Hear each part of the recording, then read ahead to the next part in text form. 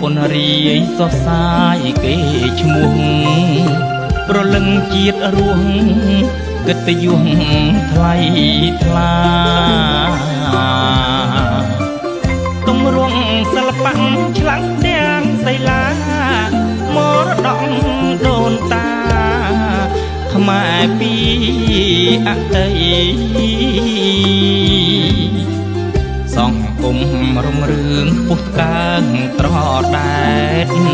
គ្រប់រាជធានីខេត្តបង្កើតស្នាដៃកនលខោនយីគេអាពេចាប់បៃសូនរូបអាយ៉ៃរបាំគុណខ្មែរវប្បធម៌បានផ្ដល់នៅគុណដំឡៃសមង្រាត្រីអង្គត្រគេទាំងទាញទេសចរចូលមកហោហាសាយគេដំណើរបទភ្លេងតន្ត្រីចំរៀងបែបជាតិមានសម្បូរបែបវប្បធម៌បែបរ៉េបត្រូវធ្ងន់អត្ថន័យ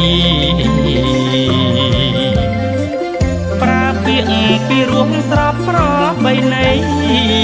វប្បធម៌ខ្មែរល្បីអាណាចក្ររុងរឿង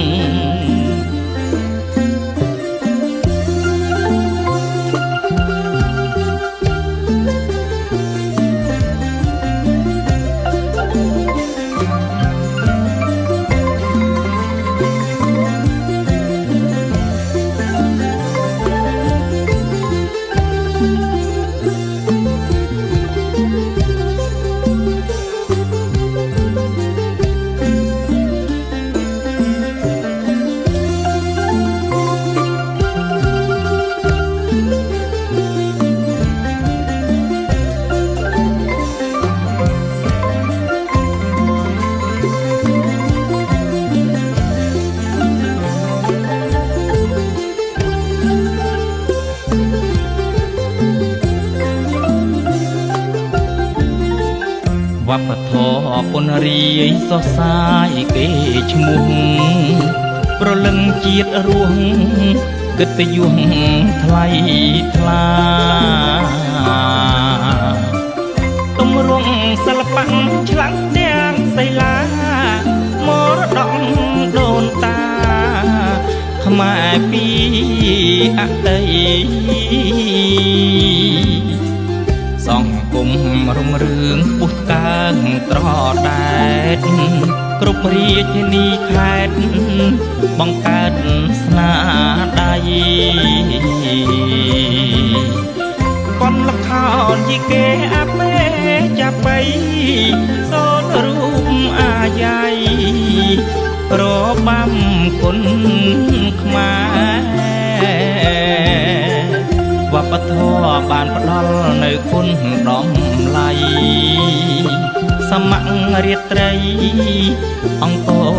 ត្រគេទាំងទាញទេសចរចូលមកហោហាសាយគេដំណើរបទភ្លេងតន្ត្រីចំរៀងបែបជាតិមានសម្បូរបែបវប្បធម៌បែបរ៉េបត្រូវធ្ងន់អត្